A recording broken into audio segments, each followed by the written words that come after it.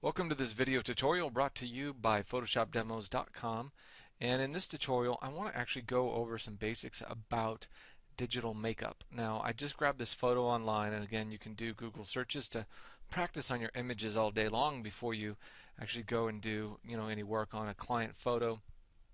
Just make sure whatever you're doing you always save a backup copy. It's always a good idea too when you're doing anything in Photoshop is just to go ahead and make a copy of the background layer so that you don't end up overwriting on top of the original image.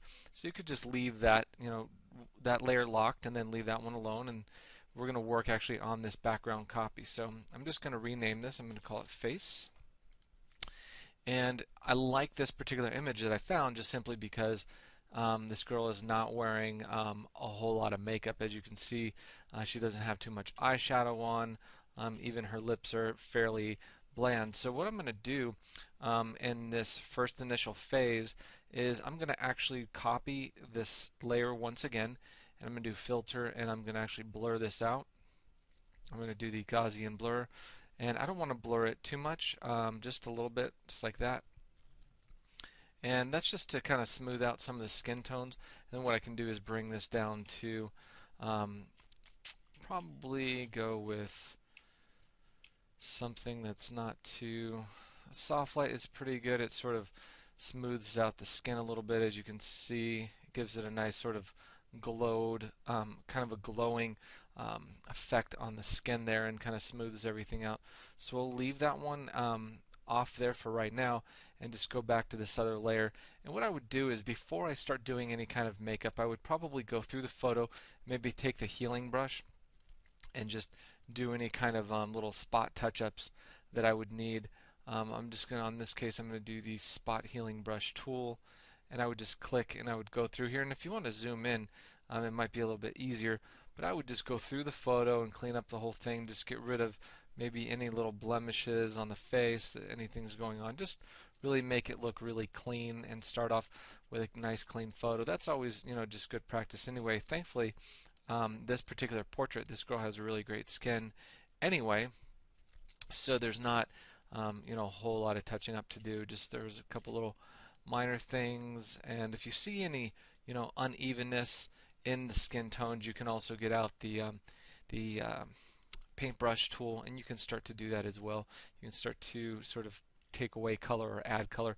Like in this case, if I wanted to just touch up some of the tone under her eye, I could take the paintbrush, I could sample that, maybe bring this down a little bit lower to about, say, 7 or 8 there.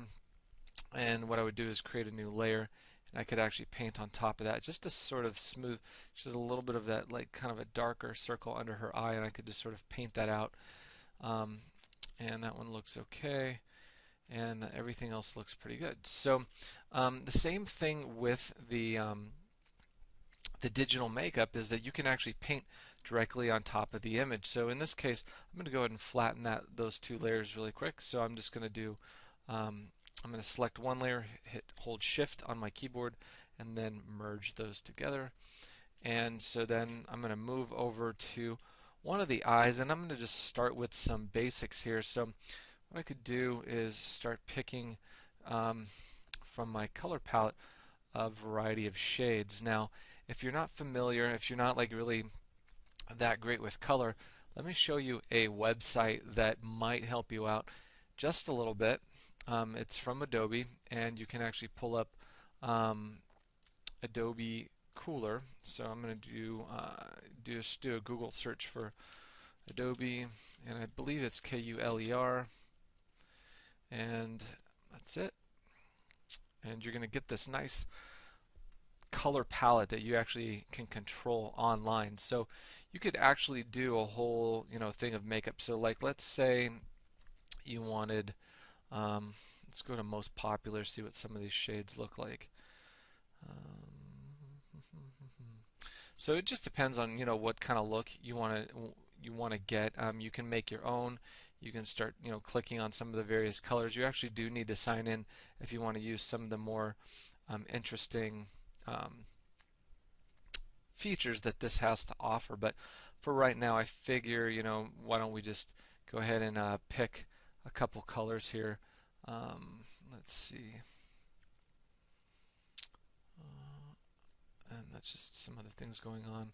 So I'll just click on the random right now just to see if we can get some random colors going on.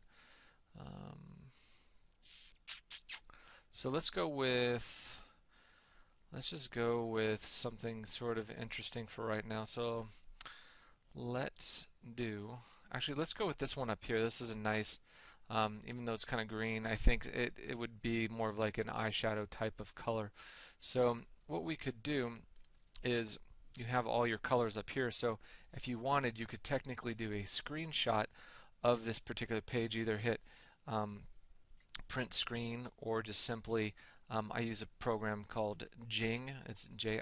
You can get it at jingproject.com. And basically what that is it lets you do screen captures and different things. So I'm going to capture that image and I'm going to copy that, and then I'm going to go ahead and close that down, go back to Photoshop, and then I could do File, New, and OK, and I'm going to just paste that in. So now I have my color palette. It's all ready to go. So let's say I wanted to start painting in this particular color on the eye. So I could just sample it with my color picker tool. So I'm just going to choose that, and you can actually just switch to that. With the eyedropper, you can just use the eye. I'm just going to switch to that color, minimize this, go back over to my photo, go over to my paintbrush, and I'm going to create a brand new layer. So you want to make sure you come over to your layer palette. For right now, I'm going to hide this because we don't need all that. And I'm going to do new layer. And if you see, I can start painting on top of this, but I have it set the opacity low from the previous effect I was doing. So I could bring this up, and you can see I could start painting directly on top of her eye.